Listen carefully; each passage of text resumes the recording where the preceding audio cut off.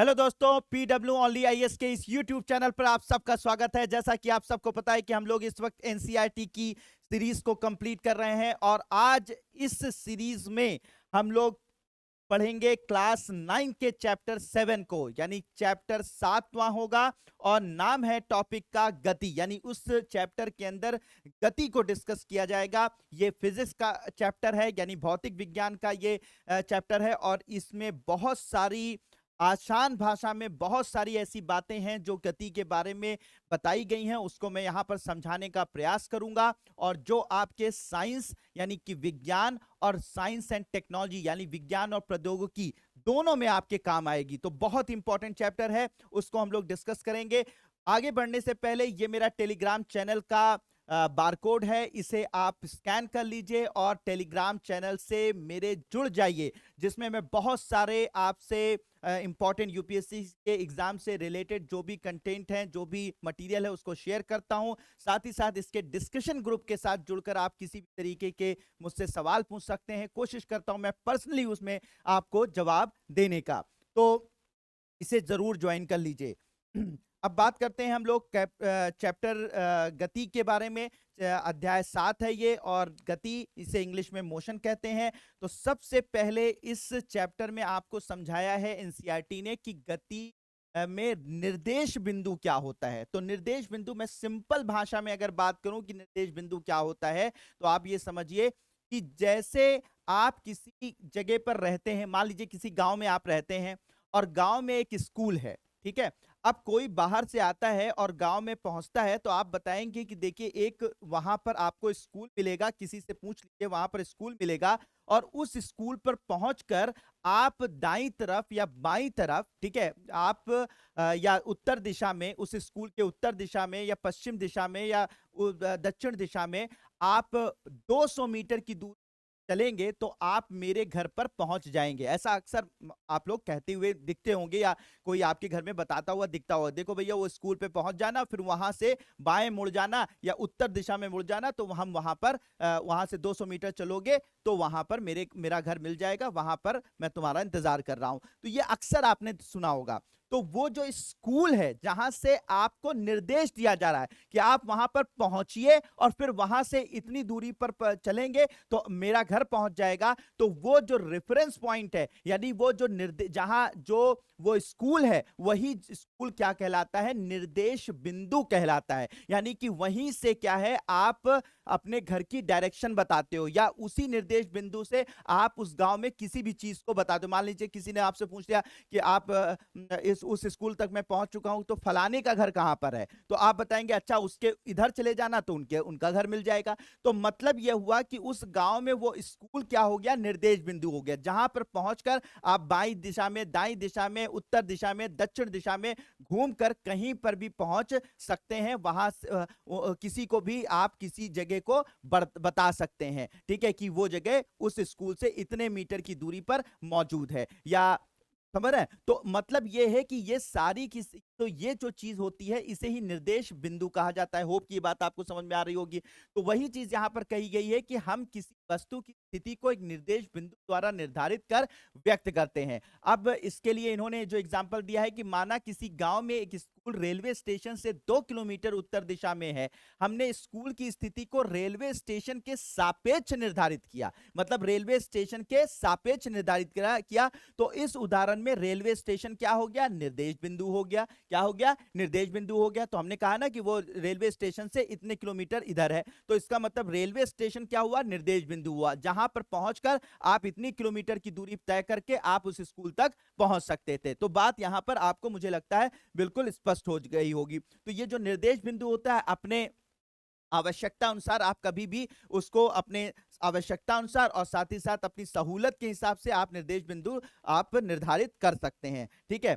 अब दूसरा आता है, यहां पर पॉइंट दिया हुआ है कि सरल रेखी गति क्या होती है। तो भाई सीधी रेखा में अगर एक गति कोई चीज गति करे तो उसे ही हम लोग एग्जैक्टली बिल्कुल सिंपल भाषा में समझिए, अगर सीधी रेखा में कोई भी चीज गति कर रही है तो वो एक तरीके की सरल रेखीय गति कहलाती है। जैसे मान लीजिए कि एक साइकिल सवार है और ये जो साइकिल सवार है वो क्या करे, वो चल रहा है और वो एक सरल रेखा गति में एक सीधी रेखा में चलता चला जा रहा है, वो साइकिल चलाता चला जा रहा है, तो ये एक तरीके की सरल रेखीय गति हो जाती है, सरल रेखीय गति हो जाती है। साथ ही साथ एक चींटी है वो अपने एक धागे के ऊपर चलती चली जा रही है, ठीक है, तो वो क्या कर रही है, सरल रेखीय गति कहला रही है। अब इसी जो सरल रेखी मतलब ये बिल्कुल सिंपल भाषा में, अब ये जो सरल रेखीय गति होती है, सरल रेखीय गति होती है, इसी से जुड़ी हुई कुछ चीजें होती हैं जो आपको समझनी आसानी से समझनी जरूरी होती हैं। जैसे सरल रेखीय गति में दो विभिन्न भौतिक राशियां होती हैं जिसे आपको समझना पड़ेगा। एक होती है दूरी और दूसरा होता है विस्थापन। दूरी और विस्थापन, अब इसे समझिए, बहुत ही अच्छे से समझिए क्योंकि बहुत जरूरी होता है। तो दूरी और विस्थापन, मान लीजिए कोई इंसान है, ठीक है, या आप ही हैं, तो आप एक पॉइंट है ए से चलना स्टार्ट करते हैं, 2 किलोमीटर की दूरी तय करते हैं, फिर उसके बाद एक पॉइंट पे पहुंचते हैं बी पॉइंट पर, ठीक है। बी पॉइंट से आप फिर ऐसे मुड़ जाते हैं, 1 किलोमीटर इधर की तरफ चलते हैं, ठीक है, फिर उसके बाद आप पहुंचते हैं सी पॉइंट से, सी पॉइंट से फिर आप वापस मुड़ जाते हैं, ठीक है, वापस मुड़ जाते हैं, 2 किलोमीटर और चलते हैं, ठीक है। तो इस तरह, और यहां पर आकर डी पॉइंट पर आप रुक जाते हैं। तो यहां पर क्या हुआ, ए से डी तक जाने में आपने जो दूरी तय की वो 2 किलोमीटर, 1 किलोमीटर और 2 किलोमीटर, कितने किलोमीटर की दूरी तय की आपने, 5 किलोमीटर की दूरी तय करी। तो ए से डी तक पहुंचने में आपको 5 किलोमीटर दूरी तय करनी पड़ी। लेकिन ए से डी यानी कि जहां से आपने यात्रा शुरू की थी और जहां पर यात्रा खत्म हुई,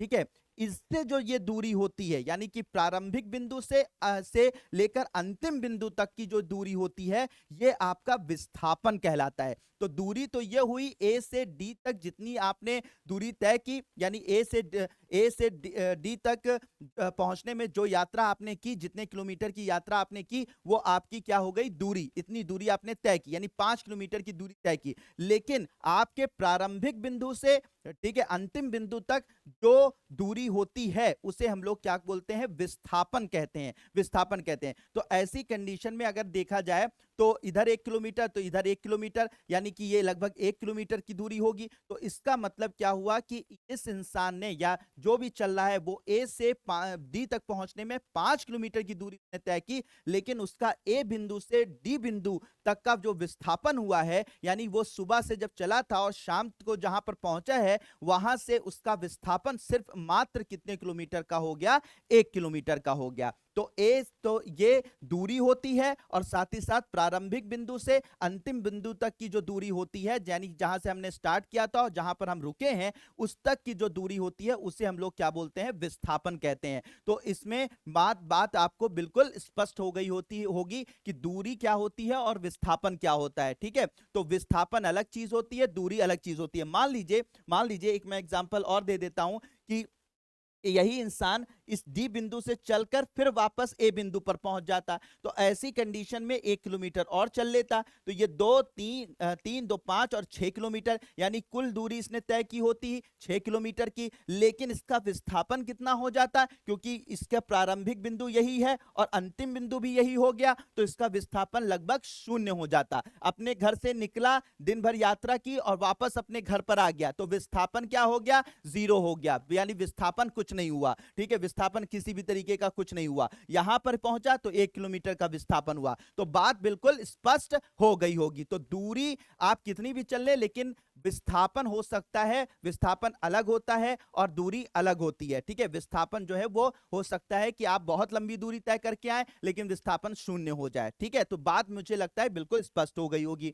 अब बात करते हैं एक समान गति और असमान गति क्या होती है। एक समान गति और असमान गति का क्या मतलब होता है, देखो भाई, अगर तुम मान लीजिए कि एक जगह पर इंसान चल रहा है, तो 50 मीटर अगर वो चलता है, जो इसमें एग्जांपल दिया हो वही मैं कोट कर दे रहा हूं कि 50 मीटर एक सेकंड में वो 50 मीटर चलता है, फिर उसके बाद अगले सेकंड में फिर 50 मीटर चलता है, किसी से चल रहा है, तो 1 सेकंड में वो 50 मीटर चलता है, दूसरे सेकंड में भी 50 मीटर चलता है, तीसरे सेकंड में भी 50 मीटर चलता है, चौथे सेकंड में भी 50 मीटर चलता है। तो ऐसी कंडीशन में क्या कहा जाएगा कि जो भी वस्तु है जो गति कर रही है वो 50 मीटर हर सेकंड में 50 मीटर ही चल रही है, तो इस तरीके की गति जो होगी वो एक समान गति होती है। क्या कहलाती है?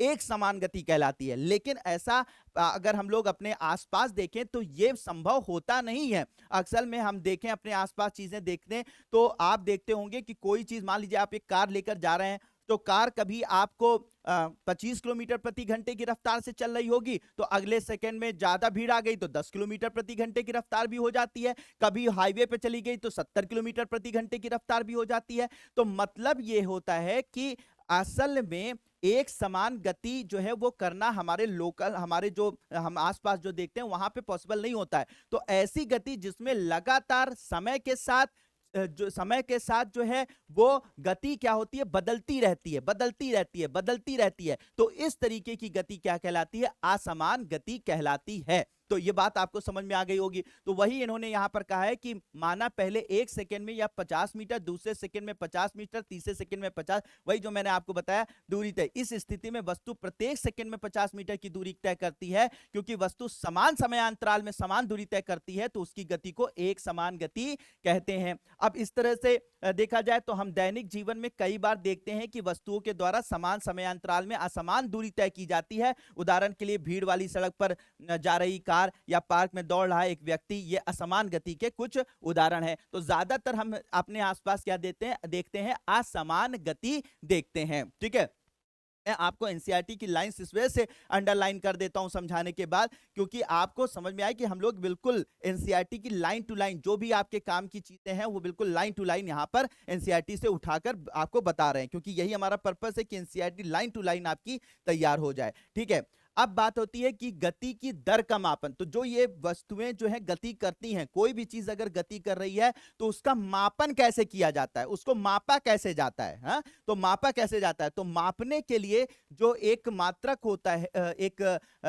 चीज होती है, उसे हम कहते हैं चाल कहते हैं। अब ये चाल क्या होती है? यहां पर बोला गया है कि वस्तु द्वारा इकाई समय में तय की गई दूरी के उपयोग से उस वस्तु की गति की दर प्राप्त की जा सकती है।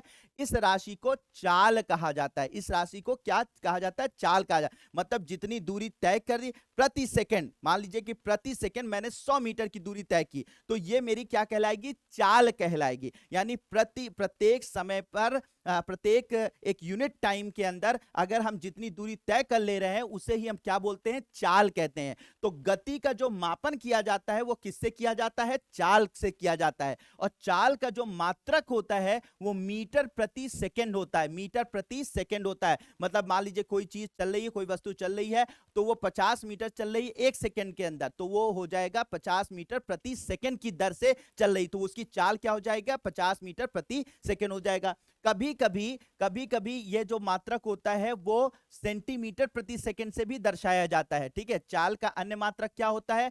सेंटीमीटर प्रति सेकंड भी होता है। और कभी कभी जो ऐसे हम लोग कार वगैरह को देखते हैं ना, तो कार वगैरह में इसको कैसे किया जाता है? किलोमीटर प्रति सेकंड प्रति घंटे के रफ्तार की चाल इसको कहा जाता है। तो इसको किलोमीटर प्रति घंटे, सेंटीमीटर प्रति सेकंड या मीटर प्रति सेकंड से का भी इसका मात्रक होता है। इसे दर्शाया जाता है, चाल को इससे भी दर्शाया जाता है। ठीक है, अब क्या होता है कि अब देखिए जो असमान, तो मैंने क्या बताया था कि ज्यादातर चीजें जो होती हैं वो असमान गति करती हैं। असमान गति करती हैं जिनमें मतलब ये नहीं है कि बिल्कुल 50 मीटर हर सेकंड में 50 ही मीटर चलेंगी। ठीक है, हमेशा जो होती है चाल जो है वो बदलती रहती है। तो अब ऐसे अगर आपको दर्शाना होता है कि मान लीजिए कोई गाड़ी हम लेकर जा रहे हैं, तो हो सकता है कि वो पहले 30 किलोमीटर प्रति घंटे की रफ्तार हो, फिर बाद में जो है वो 40 किलोमीटर हो जाए, बाद में 70 हो जाए।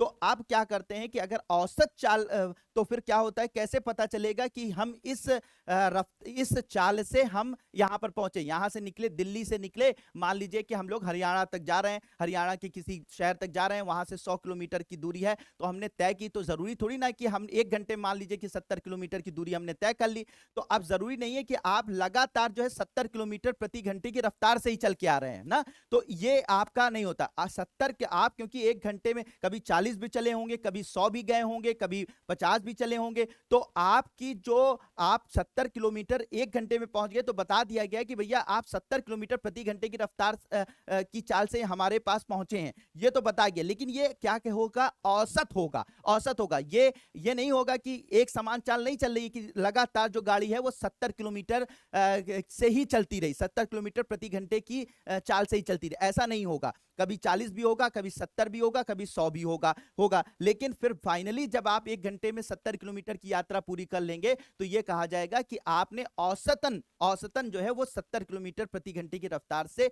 या चाल से यहां मेरे घर तक या मेरे इस शहर से इस शहर तक पहुंच पाए। तो औसत चाल जो होती है उसी से चीजों को दर्शाया जाता है। तो औसत चाल कैसे निकाली जाती है? तय की गई कुल दूरी, कुल समयावधि, यानी कि जितनी दूरी तय की गई है और जितना समय लगा है। मान लीजिए कि आपने 100 किलोमीटर की दूरी तय करी और अगर 2 घंटे के अंदर, तो इसका मतलब आप 50 किलोमीटर जो है प्रति घंटे की चाल से पहुंचे हैं, ठीक है, पहुंचे, तो ये औसत चाल हो जाएगी, ठीक है, औसत चाल होगा। अब इसमें 1 घंटे में हो सकता है कि आप बहुत तेजी से गए हों और 1 घंटे में, दूसरे घंटे में बहुत स्लो गए हों, तो वो औसतन आपका क्या है, अगर आपने 100 किलोमीटर 2 घंटे में पूरा किया है तो 50 किलोमीटर प्रति घंटे की चाल मानी जाएगी। तो ये औसत चाल से ही चीजों को दर्शाया जाता है, क्योंकि लगातार हर सेकंड या हर घंटे में आप नहीं निकाल सकते कि भाई असमान गति में कि आप किस तरह से गति कर रहे हैं, तो औसत तरीके से आपको चाल को दर्शाया जाता है। तो ये होप कि आपको बात समझ में आ गई होगी। फिर आगे इन्होंने बात करी है दिशा के साथ चाल, मतलब चाल तो हो रही है लेकिन दिशा के साथ, अब दिशा भी दर्शाई जाए। तो मान लीजिए कोई भी चीज चल रही है और उसमें वो चल रही एक परिमाण से चल रही, यानी एक उसका है कि वो 50 किलोमीटर प्रति घंटे की रफ्तार से चल रही है, लेकिन साथ ही साथ आप उसमें दिशा भी बता रहे हैं कि वो उत्तर की दिशा में चल रही है, और फिर उसके बाद वो 50 किलोमीटर प्रति घंटे की रफ्तार से चाल से जो है वो क्या है, दक्षिण दिशा में चल रही है या पश्चिम दिशा में चल रही है। तो अगर आप चाल को दिशा के साथ निर्देशित करें, चाल को दिशा के साथ जोड़ दें, चाल के साथ दिशा भी जोड़ दें, तो ऐसी चीज क्या कहलाती है, इसे कहा जाता है वेग कहा जाता है। क्या कहा जाता है? वेग कहा जाता है। तो याद रखिएगा, वेग में क्या होता है, यह एक तरीके की सदिश राशि है, यानी जिसमें दिशा भी निर्देशित होती है, जिसमें दिशा को भी जोड़ दिया जाता है। तो यह सदिश राशि है वेग, और वेग में क्या होता है कि आपको दिशा दिखाना जरूरी होता है। तो अगर चाल के साथ दिशा भी जोड़ दी जाती है तो इसे क्या कहा जाता है, वेग कहा जाता है। तो वही बात यहां पर कही गई, किसी वस्तु की गति की दर और भी अधिक व्यापक हो सकती है, यानी और अच्छे से समझी जा सकती है अगर हम उसकी चाल के साथ साथ दिशा को भी व्यक्त करें। अगर दिशा के साथ व्यक्त नहीं कर रहे हैं तो वो चाल हो गई, दिशा के साथ व्यक्त कर दिया तो वो कहलाएगा वेग, वेग कहलाएगा। तो वह राशि जो इन दोनों पक्षों को व्यक्त करती है उसे वेग कहा जाता है। अतः एक निश्चित दिशा में चाल को वेग कहा जाता है। ठीक है, बिल्कुल बात आपको समझ में आ गई होगी कि वेग और चाल में क्या डिफरेंस होता है। अक्सर लोग ये बात नहीं समझते हैं कि चाल और वेग में क्या डिफरेंस होता है। तो यह बात आप लोगों को बिल्कुल क्लियर हो गई होगी कि वेग क्या होता है, चाल क्या होता है। अब इसी का औसत वेग निकालना हो तो कैसे निकालेंगे? प्रारंभिक वेग प्लस अंतिम वेग। ठीक है, प्रारंभिक वेग प्लस प्रारंभिक वेग को u से डिनोट करते हैं, यानी u से दर्शाते हैं, और अंतिम वेग को v से दर्शाते हैं, और बटे 2। तो औसत वेग, क्योंकि भाई असमान चाल हो रही है, ज्यादातर चीजें मैंने क्या बताया शुरू में कि ज्यादातर चीजें जो होती हैं वो असमान चाल मतलब गति करती हैं। तो अगर असमान गति कर रही हैं तो असमान गति में क्या होगा कि आपका औसत वेग ही आपको दर्शाया जाता है। जहां पर भी चीजें दिखाई जाती हैं वो औसत वेग से दर्शाई जाती हैं। तो औसत वेग दर्शाने के लिए क्या होता है, प्रारंभिक जो वेग होता है साथ ही साथ अंतिम वेग होता है उसका बटे 2 कर देते हैं। तो v, ठीक है, ये औसत वेग के निकालने के u प्लस वी अपॉन 2 कर दिया जाता है। तो इस फॉर्मूले से आप औसत वेग किसी चीज का निकाल सकते हैं। ठीक है, तो मीटर पर सेकेंड ही इसका मात्रक होता है। ठीक है, अब एक चीज होती है वेग में परिवर्तन की दर। अब देखिए, लगातार वेग में प्रति एक यूनिट टाइम में एक एकांक समय में जो लगातार वेग में परिवर्तन हो, वेग की मैं बात कर रहा हूं, वेग की बात कर रहा हूं, समझिएगा। अगर लगातार वेग में जो परिवर्तन होता है, मैं यहां से वहां तक चल रहा हूं तो ऐसे चल रहा हूं, फिर ये वेग में परिवर्तन, फिर और वेग में परिवर्तन हो गया, फिर यहां से यहां तक आया तो ये वेग में परिवर्तन, फिर और वेग में परिवर्तन हो गया। तो लगातार प्रति एकांकी समय में लगातार क्या हो रहा है, वेग में परिवर्तन हो रहा है, वेग में परिवर्तन हो रहा है। हर सेकंड वेग जो है बढ़ रहा है या घट रहा है, वेग में परिवर्तन हो रहा है। तो इस वेग परिवर्तन की जो दर होती है, इसे ही एक राशि से दर्शाया जाता है, जिसे हम लोग त्वरण कहते हैं। क्या बोलते हैं, त्वरण, एक्सेलरेशन, त्वरण कहा जाता है। बात समझ में आ रही है, त्वरण कहा जाता है। तो यही चीज यहां पर इस तरह के प्रश्नों, तो त्वरण के बारे में जानना होगा, जो कि एक वस्तु के प्रति इकाई समय में वेग परिवर्तन की माप है। त्वरण क्या होता है, वेग में परिवर्तन, लिया गया समय। इसको कैसे किया जाता है, त्वरण निकालने के लिए वेग में परिवर्तन और लिया गया समय। अब वेग में परिवर्तन क्या होगा, वेग में परिवर्तन क्या होगा, जो आपका अंतिम समय में वेग होगा उसका माइनस कर दीजिए प्रारंभिक वेग से, और इसको समय के साथ क्या कर दीजिए, विभाजित कर दीजिए, उसको भाग कर दीजिए। तो क्या निकल के आ जाता है, एक्सेलरेशन, यानी कि त्वरण निकल कर आ जाता है। तो त्वरण कैसे निकाला जाता है, त्वरण निकालने के लिए वेग में परिवर्तन बटा लिया गया समय होता है। तो वेग में परिवर्तन कैसे पता चलेगा, अंतिम वेग और प्रारंभिक वेग को, अंतिम वेग से प्रारंभिक वेग को माइनस कर देंगे और उसको समय से विभाजित कर देंगे, तो क्या निकल के आ जाएगा, त्वरण निकल कर आ जाएगा। तो त्वरण क्या होता है, यह भी बात आपको समझ में आ गई होगी कि वेग में परिवर्तन की जो दर होती है, जो प्रति सेकंड जो है लगातार वेग में परिवर्तन होता चला जाता है, उसे ही हम लोग क्या बोलते हैं, त्वरण कहते हैं। उसे क्या बोलते हैं, त्वरण के नाम से जाना जाता है, एक्सेलरेशन के नाम से जाना जाता है। और त्वरण का जो मात्रक होता है वो होता है मीटर पर सेकंड स्क्वायर। ठीक है, मीटर पर सेकंड स्क्वायर, ये इसका मात्रक होता है। ठीक है, तो यहां पर ये बात आपको समझ में आ गई, त्वरण भी आपको समझ में आ गया, त्वरण क्या होता है। अगर हाँ, एक चीज यहां पर पॉइंट इन्होंने दिया है,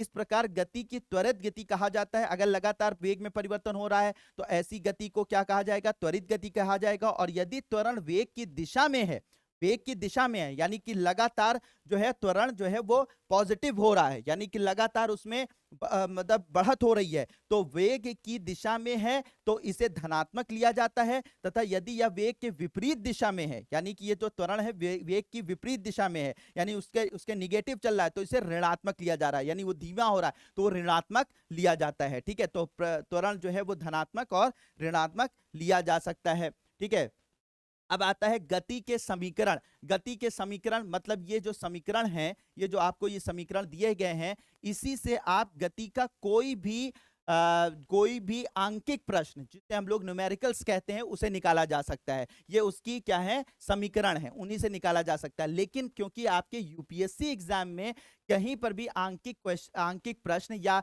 न्यूमेरिकल्स नहीं पूछे जाते हैं, तो आप इसमें अपना समय बिल्कुल भी खराब नहीं करेंगे। एनसीईआरटी में बहुत सारे न्यूमेरिकल्स दिए गए, लेकिन मैंने ना आपको सॉल्व करवाया और ना आपको सॉल्व करने की जरूरत है। अगर इसको जबरदस्ती करेंगे तो आप अपने आप का समय खराब कर रहे हैं, आप अपना समय नष्ट कर रहे हैं और कुछ भी नहीं कर रहे हैं। ठीक है, क्योंकि इस तरीके के कोई भी न्यूमेरिकल्स जो है वो यूपीएससी नहीं पूछता, ना पूछा है ना पूछेगा। ठीक है, पूछेगा तो ये सब नहीं है। हाँ, अगर आपका इंटरेस्ट है मैथमेटिक्स में, फिजिक्स में इंटरेस्ट है और आपका करने का मन है, या कभी कभी होता है ना कि अपने दिमाग को जो है शार्प करने का मन है, तो आप करिए, बिल्कुल वो आपके ऊपर डिपेंड करता है। लेकिन एग्जाम के लिए वो इंपॉर्टेंट नहीं है, तो उस पर नहीं जाना है हमें। तो हमें यहां पर बात क्या करनी है, यहां पर ये समीकरण है जो आपके किसी भी तरीके के, बस इसे आप चाहे तो एक बार पढ़ ले सकते हैं, ये कोई बहुत खास जरूरत नहीं है। तो इसमें एक समीकरण है v इक्वल, यानी कि आपको अंतिम वेग निकाला, v तो मैंने बताया ना अंतिम वेग जो है, तो अंतिम वेग निकालना है। तो इसके लिए आप क्या करेंगे, प्रारंभिक वेग प्लस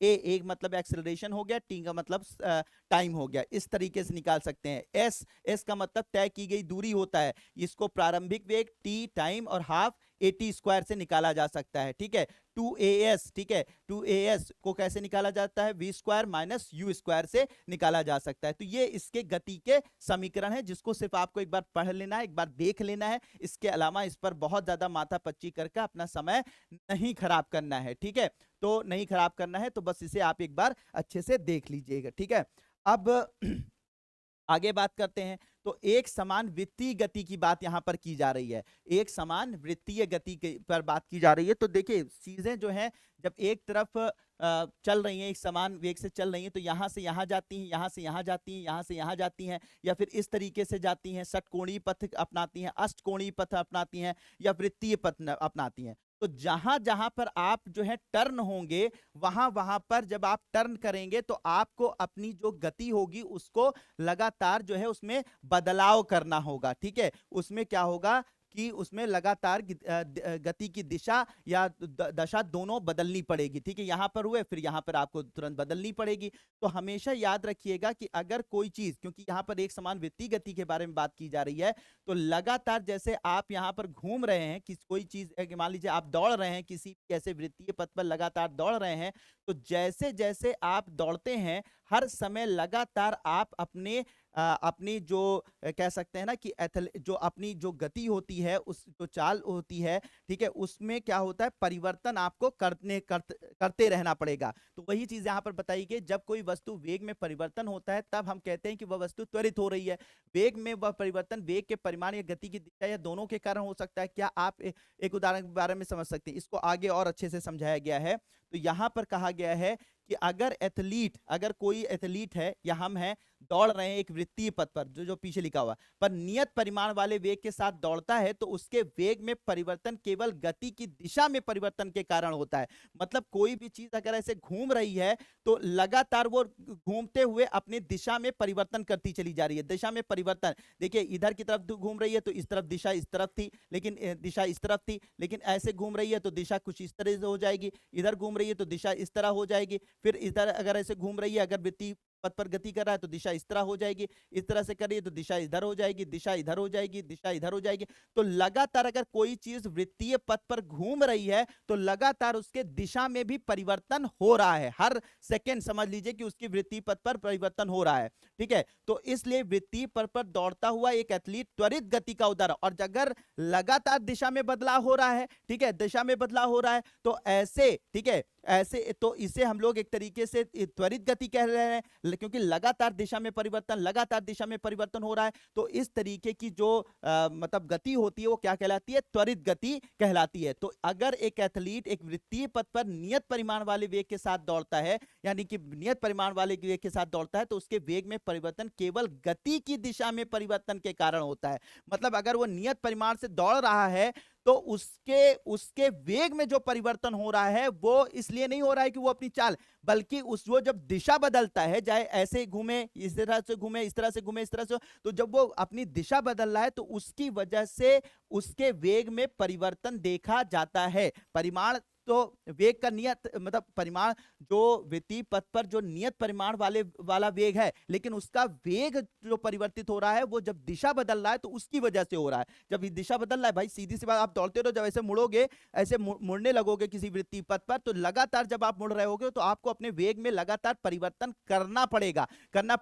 यानी कि और वेग में परिवर्तन की दर को क्या बोलते हैं? त्वरण कहते हैं। तो अगर आप लगातार उसकी दिशा की वजह से, क्योंकि ऐसे से आप घूम रहे हो तो वेग में परिवर्तन हो रहा है, यानी कि त्वरण हो रहा है, तो इस तरीके की जो गति होती है, यानी कि अगर आप सर्कुलर मोशन कर रहे हो, वृत्तीय गति कर रहे हो, तो ये एक उदाहरण हो गई किसकी? त्वरित गति का ये क्या हो गई? उदाहरण हो गई। तो आप जब भी कभी या कोई भी एथलीट जब दौड़ लगा रहा है तो दौड़ लगाते वक्त दिशा बदलते वक्त उसके वेग में लगातार परिवर्तन होता रहता है, इसी वजह से यह त्वरित गति कहलाती है। तो वही बात यहां पर कही गई है कि अगर एथलीट एक वृत्तीय पथ पर नियत परिमाण वाले वेग का साथ दौड़ता है, उसके वेग में परिवर्तन केवल गति की दिशा में परिवर्तन के कारण होता है, इसलिए वृत्तीय पथ पर दौड़ता हुआ एक एथलीट त्वरित गति का एक उदाहरण होता है। तो वृत्तीय पथ पर अगर कोई चीज अगर कोई व्यक्ति दौड़ रहा है तो वो त्वरित गति का उदाहरण होता है। ठीक है, उदाहरण होता है। तो इसी तरीके से एक धागे से जब एक पत्थर बांधकर आप ऐसे नचाते जाते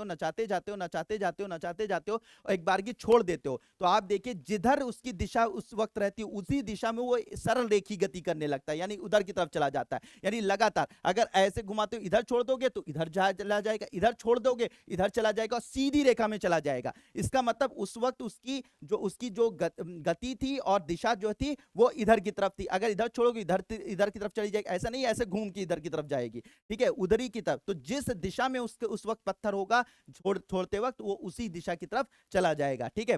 तो ऐसा, तो वही बात यहां पर कही गई है कि ध्यानपूर्वक देखने पर आप पाएंगे कि पत्थर वृत्तीय पथ के स्पर्श रेखी सीधी रेखा के साथ गति करता है। ऐसा इसलिए क्योंकि जब पत्थर को छोड़ा जाता है तो वह उसी दिशा में गति जारी रखता है जिस दिशा में उस क्षण वह गति कर रहा है। इससे पता चलता है कि जब किसी पत्थर का वृत्तीय पथ पर घुमाया जाता है तो उसकी गति की दिशा प्रत्येक बिंदु पर परिवर्तित होती रहती है। वही बात मैंने जो बताई थी कि प्रत्येक, यहां की मान लीजिए कि ये वृत्तीय पथ है तो ये बिंदु है, ये बिंदु है, ये बिंदु है, ये बिंदु है, ये बिंदु है, तो इधर से ये घूमेगा तो जब जब जिस जिस बिंदु पर घूमेगा दिशा बदलती जाएगी, दिशा बदलती जाएगी, दिशा बदलती जाएगी। और फिर अगर मान लीजिए कि कोई पत्थर बांध कर आप ऐसे घुमा रहे हो तो जैसे छोड़ोगे तो ये इसी दिशा की तरफ ऐसे मूव कर जाएगा, ठीक है। तो वृत्तीय पथ पे प्रत्येक बिंदु पर क्या होता है, दिशा जो है वो बदलती जाती है, ठीक है। अब यहां पर एक और उदाहरण दिया है कि जब कोई एथलीट खेल प्रतियोगिता में एक चक्र, डिस्कस या गोले को फेंकता है तो वह उसे अपने हाथ में पकड़ता है तथा अपने शरीर को घुमाकर उसे वृत्तीय गति प्रदान करता है। मतलब जब डिस्कस आप फेंकते हो तो ऐसे ऐसे घूमते हुए ऐसे उठा के फेंकते हो, ठीक है। तो ऐसे घूमने से क्या होता है, उसको वृत्तीय गति मिल जाती है, ठीक है, वृत्तीय गति मिल जाती है। और फिर जिस दिशा में आपको छोड़ना होता है, मान लीजिए उधर फेंकना है तो ऐसे करके जब आप छोड़ते हो तो सीधे वो जाकर, ऐसा तो है नहीं कि ऐसे घूमते हुए इधर की तरफ चला जाएगा। जब ऐसे पहले घूमते हुए उसे एक वृत्तीय गति दे देते हो और फिर उस वृत्तीय गति देते हुए जिस दिशा में आपको छोड़ना होता है उधर उसको रिलीज कर देते हो। जैसे रिलीज करते हो वो उसी दिशा में, सीधी दिशा में जाकर वो डिस्कस वहां पर गोला फेंक बोल देते हो, वो क्या पता नहीं क्या क्या और भी चीजें बोली जाती है। डिस्कस तो समझ ही रहे होगे ना। तो डिस्कस वो होती है कैसे ऐसे प्लेट नुमा होती है, वो सारी चीजें फेंक देते हो या गोला फेंक देते हो, जो भी चीजें होती हैं तो वो सारी की सारी चीजें जो है वो उठाकर ऐसे इधर की तरफ की जाती हैं, ठीक है। या गोले की बात की जा रही है और साथ ही साथ एक डिस्क भी होती है वो भी फेंकी जाती है। तो इन सब की तो उधर की दिशा में, तो इससे ये पता चलता है प्रत्येक बिंदु पर दिशा अलग अलग होती है, ठीक है। इधर अगर ऐसे करके फेंक देता तो इधर की तरफ चला जाता, इधर की तरफ फेंका तो ऐसे सीधे चला गया। तो हर समय पे दिशा बदल जाती है। तो इच्छित दिशा में एक बार छूटने के बाद गोला या चक्र उसी दिशा में गति करता है जिस दिशा में वह छोड़ते समय गति कर रहा होता है, ठीक है। वस्तुओं की एक समान वृत्तीय गति के बहुत से चिर परिचित उदाहरण हैं, जैसे चंद्रमा एवं पृथ्वी की गति, पृथ्वी के चारों ओर वृत्तीय कक्षा में घूर्णन करता हुआ एक उपग्रह, वृत्तीय पथ पर नियत चाल से चलता हुआ साइकिल सवार, ये सब जो है वृत्तीय गति के उदाहरण होते हैं। तो वृत्तीय गति के उदाहरण में ये सारे दिया जा रहा है कि एक उपग्रह है, साथ ही साथ साइकिल सवार जो है एक चक्र के चारों तरफ चल रहा है, एक जो है वो धावक है एक वृत्तीय पथ पर दौड़ रहा है। ये सब उसके उदाहरण है, वृत्तीय गति के उदाहरण है। वृत्तीय गति में बस आपको क्या करना है, वृत्तीय गति बस जो आपको यहाँ पर याद रखना है, वृत्तीय गति एक तरीके के त्वरित गति का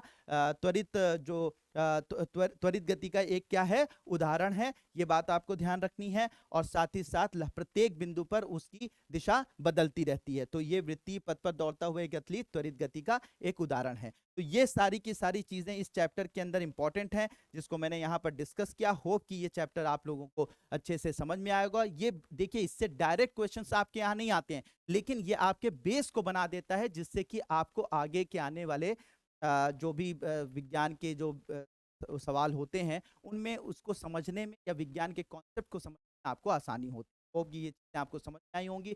आगे की क्लास में हम लोग दूसरे चैप्टर को डिस्कस करेंगे। तब तक के लिए thank you so much and may God bless you.